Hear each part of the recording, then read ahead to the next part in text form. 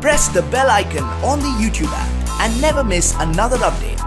Now that you know what it takes to make a good looking user-friendly app, let's talk about how you need to describe the layout of what users see when you launch your app. An Android layout is constructed using a language called XML. XML is different from Java in that it is not a programming language. It is a markup language, meaning that instead of being used to manage data and functionality, it is used to format and arrange images, tags, or add note to documents that can be interpreted by a machine. During the development, you will use XML anonymously, so look at how XML works. A layout defines the virtual structure for user interface such as the UI for an activity or app widget. You can declare a layout in two ways. First, declare UI element in XML. Second, essentially layout element at runtime. An Android framework gives you flexibility to use either the both of these methods for declaring and managing your application UI. For example, you could declare your application default layout in XML including the screen element that will appear in them and their property. You could then add code in your application that would modify the state of screen object, include those declared in XML at runtime. The advantage to declare your UI in XML is that it enables you to better separate the presentation of your application from the code that control its behavior. Using Android XML vocabulary, you can quickly design UI layouts and the screen elements they contains. In the same way you create web pages in HTML with a series of nested elements.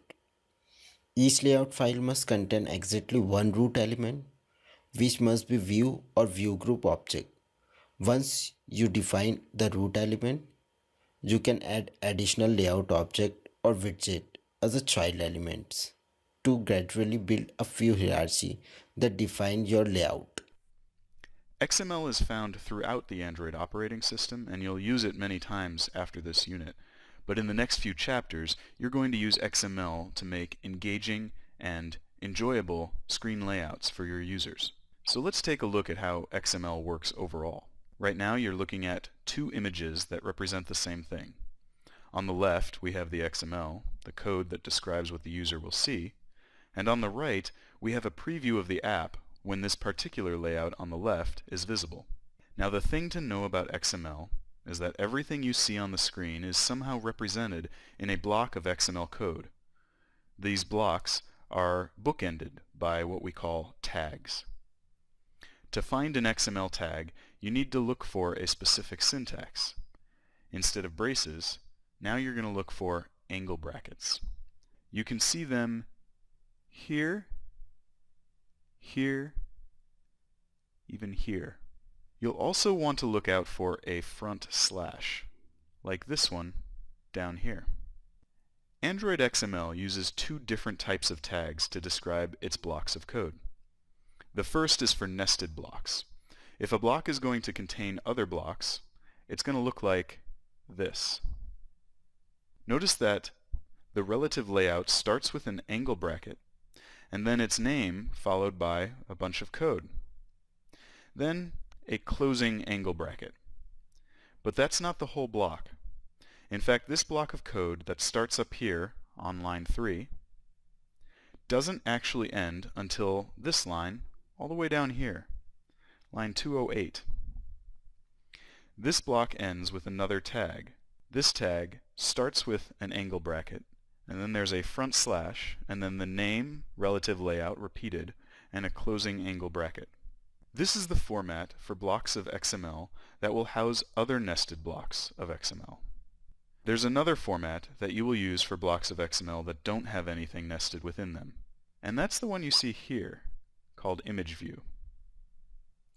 Notice that this one has the same opening tag as the relative layout block above. In fact, they even have the same Pascal casing. But its closing tag does not contain a repetition of its name. It actually just has a front slash. and then a closing angle bracket. So those are the two types of tags we'll see. The tags used for blocks that nest other blocks, that open like this and close like this, and the tags that stand as individual blocks and open like this and close like this. Everything else you see here are just descriptions of how to get the images and the text on the screen to look the way you want them to. So let's see if you can deduce what blocks of XML on the left are describing what particular parts of the layout on the right. So can you identify the outermost block of the XML? That's right. It's the relative layout we were just looking at. Can you see where that is on the preview on the right? It's here. It's the whole screen. In other words, the layout we're using to contain all the elements on the screen is a relative layout, and it's defined between line 3 and line 208. Now, moving from the outermost layout to one level in, how many blocks are nested one level deep in this relative layout? The answer is 3. Again, you're going to want to use the indentation to help you. You can see that we have an image view, another relative layout, and a linear layout, each of which is indented one level within this master relative layout. So let's see where each of these nested elements is in the preview on the right. Let's start with the image view. Well, it's the background image. How about that relative layout? Well, you can see it contains a button and some text views, so hopefully you can guess that it's right here. And what about that linear layout down there? Well, what's left? There's that green section below the relative layout, and yes, that turns out to be what this linear layout is describing. Now, inside these nested layouts, you'll notice there are some nested XML blocks. I've minimized some of them, but you can probably guess from their names what they refer to. Let's take this text view. You can see the text leaving Austin to Los Angeles, so that's clearly this section here. Then you have two text views and a button. Well, those are clearly here, here, and here. Now, nested inside the bottom linear layout are two more linear layouts. Using what you've learned so far about XML and any inferences you can make about what a linear layout might be, can you guess where those are in the preview? Pause the video now if you want some time to consider. Okay, those bottom two nested linear layouts are actually here and here. They will also contain the tags for their nested elements. Those elements would be the images for the arrows in the newspaper and the text. Now that you have a pretty good idea of how XML is structured and how an Android layout is going to be built, let's dive into the details so you can start crafting some really great layouts for your apps. If you like this video, please comment below, subscribe to the channel, and press the bell icon for future updates. Thank you very much.